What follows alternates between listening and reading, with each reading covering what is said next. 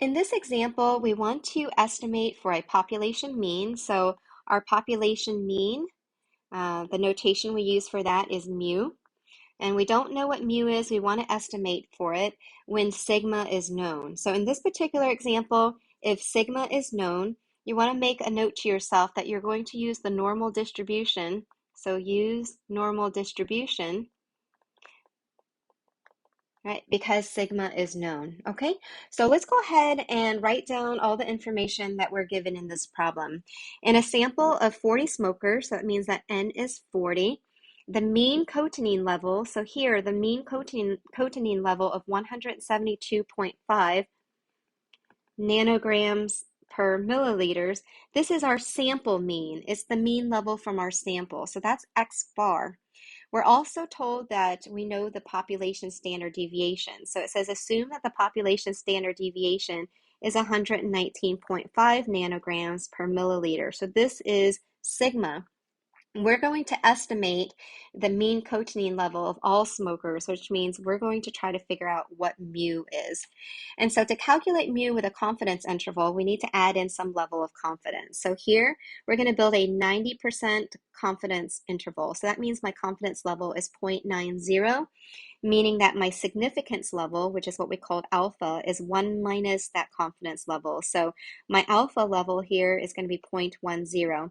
So let's go ahead, once you know alpha, calculate alpha divided by 2 so you can find your critical value. So that's 0.10 divided by 2, or 0.05. So that means that my critical value is going to be z sub alpha divided by 2, or in this case, that's z sub 0.10 divided by 2. And you can use inverse norm on your calculator to calculate that critical value. So inverse norm is going to give us a value of, so our critical value of 0.10 divided by 2 is 1.645, okay?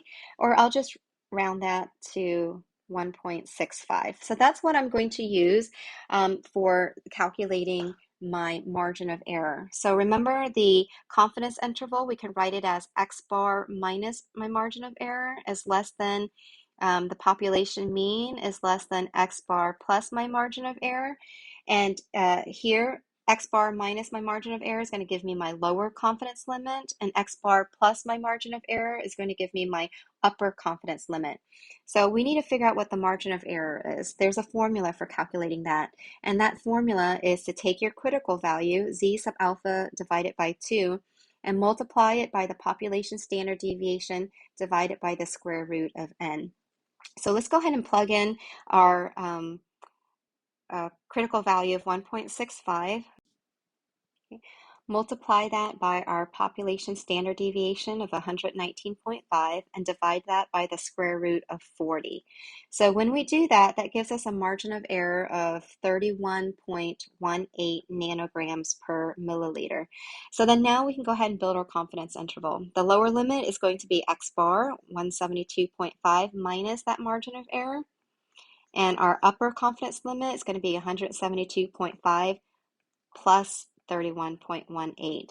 So that's going to give us a confidence interval between 141.32 nanograms per milliliter and up to 203.68 nanograms per milliliter. So that is our confidence interval. And then if we want to interpret our results here, we would interpret our results by saying that we are 90% confident that the mean cotinine level of all smokers is between 141.32 nanograms per milliliter and 203.68 nanograms per milliliter. So in the next video, I'll show you how to calculate this confidence interval here by using your graphing calculator. So to use the calculator to find your confidence interval when you're estimating for a population mean and sigma is known, you're going to go to your stat button and then you're going to go to test. And then the test that you're going to choose is you're going to use z interval, which is option 7. So notice that when you use the function z interval and you have sample data, it's going to ask you to put in your sample data. So your sample data is what's called statistics. So that's why you'll see that stats is highlighted instead of data, because I don't have the actual data for the 40 smokers here. I just have the sample mean of 172.5, my sample size of 40. All right, put in your population standard deviation, your confidence level, and then when you press calculate, notice that the calculator gives you a confidence interval that is very close to the one that we got when we used the formula. It's off a little bit, and that's just due to rounding errors. I want to make a note here that if you're using your calculator, once your calculator gives you that confidence interval, so your lower limit, and then your upper limit of 203.58. Because you're using your calculator instead of the formula for calculating your margin of error, right? You can still calculate your margin of error once you have the confidence interval. So that margin of error is to just take your upper limit, subtract your lower limit, and I'm talking about my confidence limit here, and then divide by 2, and that will give you your margin of error. And that formula makes sense because to get that confidence interval, right, to get 141.42, what we did was we took X bar and we subtract our margin of error. And then to get the upper confidence limit of 203.58, we took our sample mean and we added the margin of error. So if we have those levels, the lower limits and the upper limits, we should be able to subtract and divide by 2 and work backwards and solve for E.